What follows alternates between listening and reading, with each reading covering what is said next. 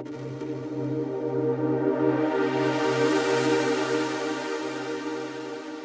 I'm going to talk about the simple truth in leadership in the 21st century. In the 21st century, we need to actually look at, and what I'm going to actually encourage you to consider today, is to go back to our school days when we learned how to count. But I actually think it's time for us to think about what we count. Because what we actually count truly counts. Let me start by telling you a little story. This is Van Quash. She came to this country in 1986 from Vietnam. She changed her name to Vivian because she wanted to fit in here in America. Her first job was in an inner-city motel in San Francisco as a maid. I actually happened to buy that motel about 3 months after Vivian started working there. So Vivian and I have actually been working together for 23 years.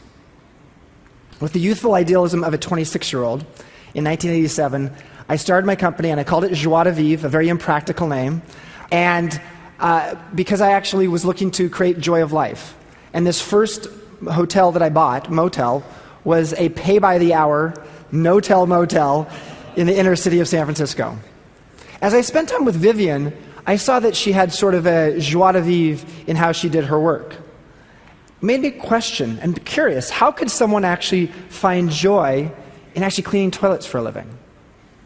So I spent time with Vivian, and I saw that she didn't find joy in cleaning toilets. Her job, her goal, and her calling was not to become the world's greatest toilet scrubber.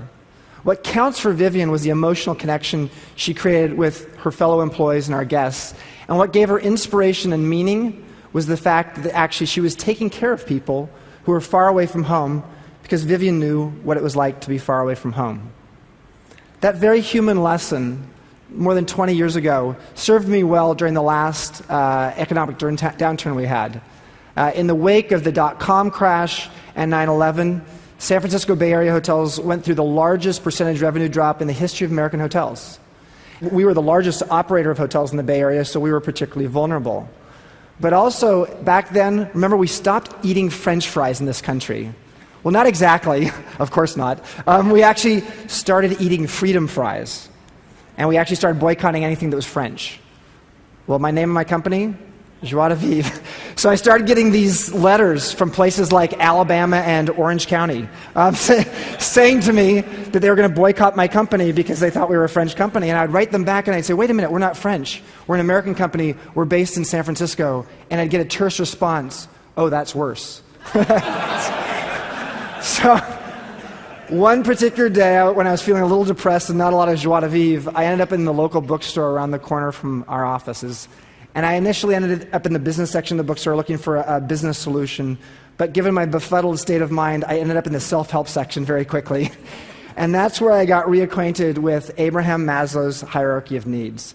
I took one psychology class in college, and I learned about this guy, Abraham Maslow, as many of us are familiar with his hierarchy of needs. But as I sat there for 4 hours, the full afternoon, reading Maslow, I actually recognized something that is true of most leaders.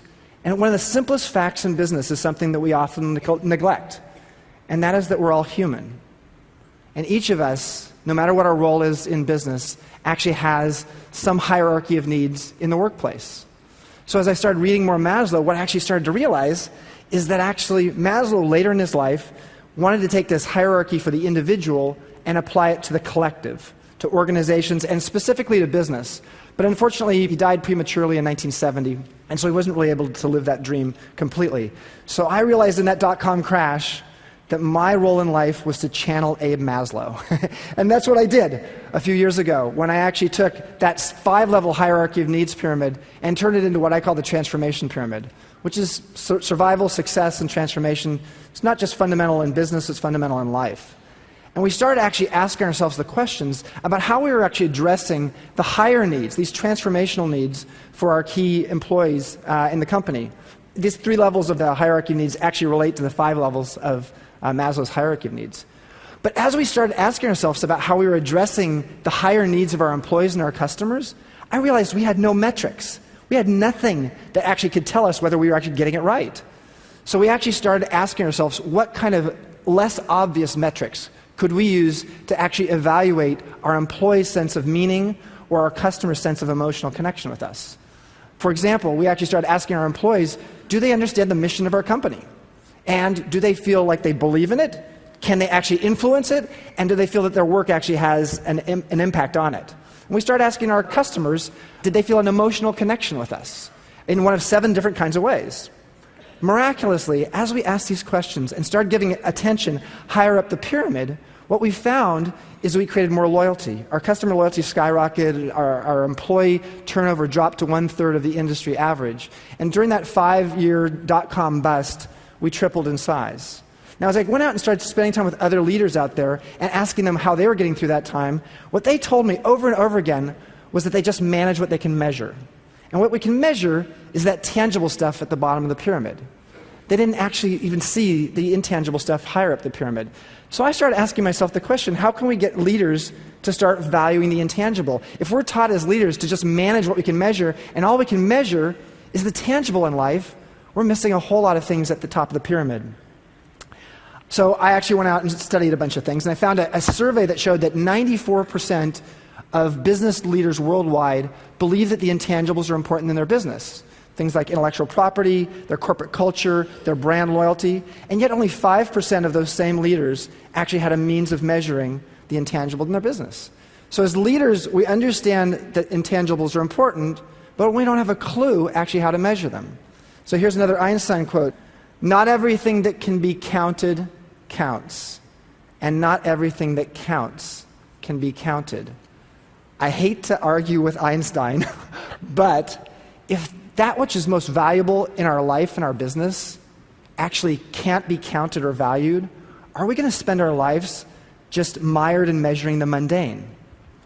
It was that sort of heady question about what counts that led me to take my CEO hat off for a week and fly off to the Himalayan peaks.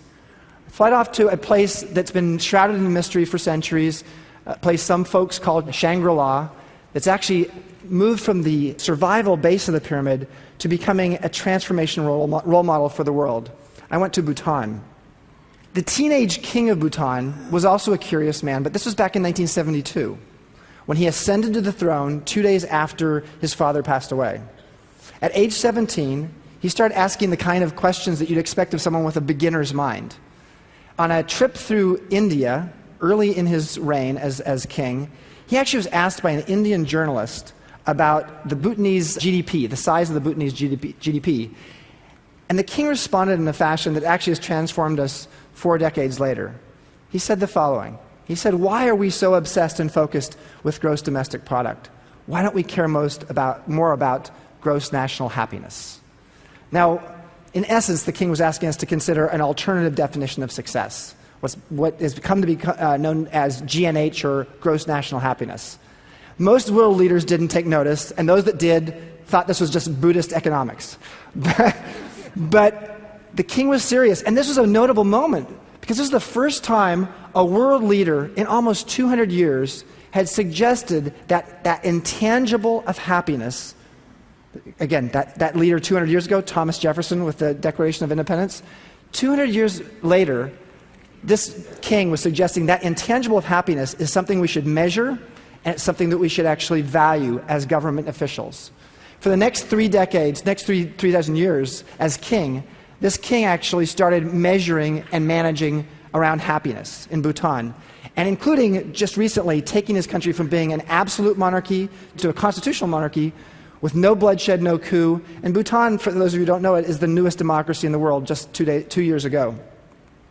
So as I spent time with leaders in the GNH movement, I got to actually really understand what they were doing, and I got to spend some time with the Prime Minister. Over dinner, I asked him an impertinent question.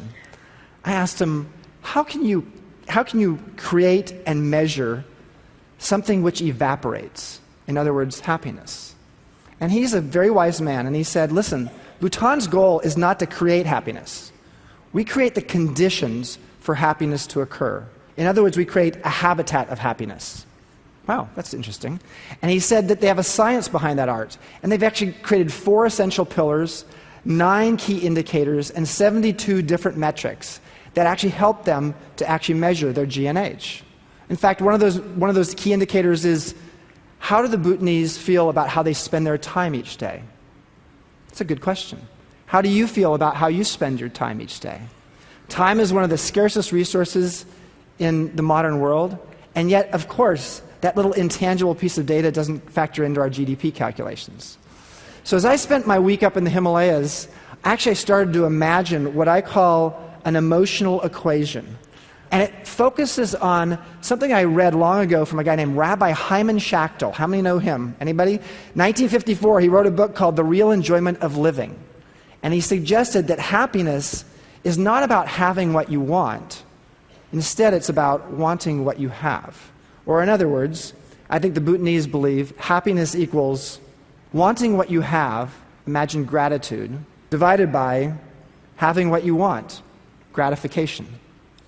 The Bhutanese aren't on some aspirational treadmill, constantly focused on what they don't have. Their religion, their isolation, their deep respect for their culture, and now the principles of their G&H movement all have actually fostered a sense of gratitude about what they do have. How many of us here as TEDsters in the audience spend more of our time in the bottom half of this equation, in the denominator? We are a bottom-heavy culture in more ways than one. The reality is, in Western countries, quite often we do focus on the pursuit of happiness, as if happiness is something that we have to go out, an object that we're supposed to get, or maybe many objects.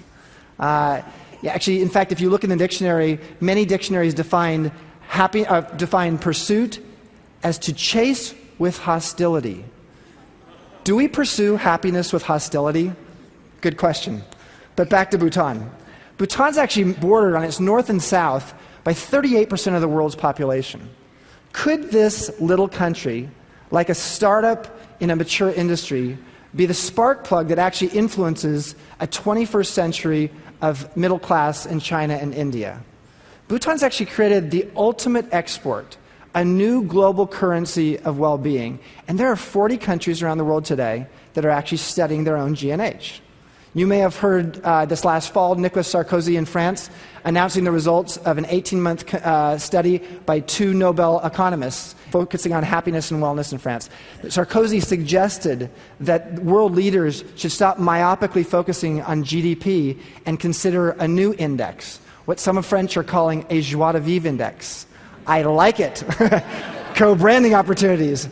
And just 3 days ago here at TED, we actually had a simulcast of David Cameron, potentially the next Prime Minister of the UK, actually quoting one of my favorite speeches of all time, Robert Kennedy's poetic speech from 1968, when he suggested that we're myopically focused on the wrong thing and that GDP is a misplaced metric. So it suggests that the momentum is shifting. I've taken that Robert Kennedy quote and I've actually turned it into a new balance sheet for just a moment here. This is actually a collection of things that Robert Kennedy said in that quote. GDP counts everything from air pollution to the destruction of our redwoods, but it actually doesn't count the health of our children or the integrity of our public officials. As you look at these 2 columns here, doesn't it make you feel like it's time for us to actually start figuring out a new way to count, a new way to actually imagine what's important to us in life? Certainly Robert Kennedy suggested at the end of his speech exactly that. He said GDP measures everything in short except that which makes life worthwhile. Wow. So how do we do that? Well, let me say one thing we could just start doing 10 years from now, at least in this country.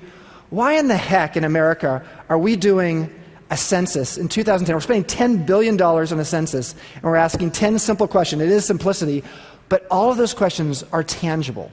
They're about demographics, they're about where you live, how many people you live with, and whether you own your home or not. That's about it. We're not asking meaningful metrics. We're not asking important questions. We're not asking anything that's intangible. Abe Maslow said long ago something you've heard before, but you didn't realize it was him. He said, if the only tool you have is a hammer, everything starts to look like a nail. We've been fooled by our tool. Excuse that expression. We've been fooled by our tool. GDP has been our hammer, and our nail has been a 19th and 20th century industrial era model of success. And yet 64% of the world's GDP today is in that intangible industry we call service, the service industry, the industry I'm in. And only 36% is in the tangible industries of manufacturing and agriculture. So maybe it's time that we get a bigger toolbox, right? Maybe it's time we actually get a toolbox that doesn't just count what's easily counted, the tangible in life, but actually counts what we most value, the things that are intangible. I guess I'm sort of a curious CEO. I was also a curious economics major as an undergrad, and I learned that economists measure everything in tangible units of production and consumption as if each of those tangible units is exactly the same. They aren't the same. In fact, as leaders, what we need to learn is that we can actually influence the quality of that unit of production by actually creating the conditions for our employees to live their calling. And in fact, in Vivian's case, her unit of production isn't the tangible hours she works, it's the intangible difference she makes during that 1 hour of work. This is Dave Erringdale, who's actually been a longtime guest at Vivian's Motel. He stayed there 100 times in the last 20 years. And he's loyal to the property because of the relationship that Vivian and her fellow employees have created with him. They've created a habitat of happiness for Dave. And he tells me that he can always count on Vivian and his staff and the staff there to make him feel at home. Why is it that business leaders and investors quite often don't see the connection between creating the intangible of employee happiness with creating the tangible of financial profits in their business? We don't have to choose between inspired employees and sizable profits. We can have both. And in fact, inspired employees quite often help make sizable profits, right? So what the world needs now, in my opinion, is business leaders and political leaders who know what to count. We count numbers. We count on people. What really counts is when we actually use our numbers to truly take into account our people. I learned that from a maid in a motel and a king of a country. What can you start counting today? What one thing can you start counting today that actually would be meaningful in your life, whether it's your work life or your business life? Thank you very much.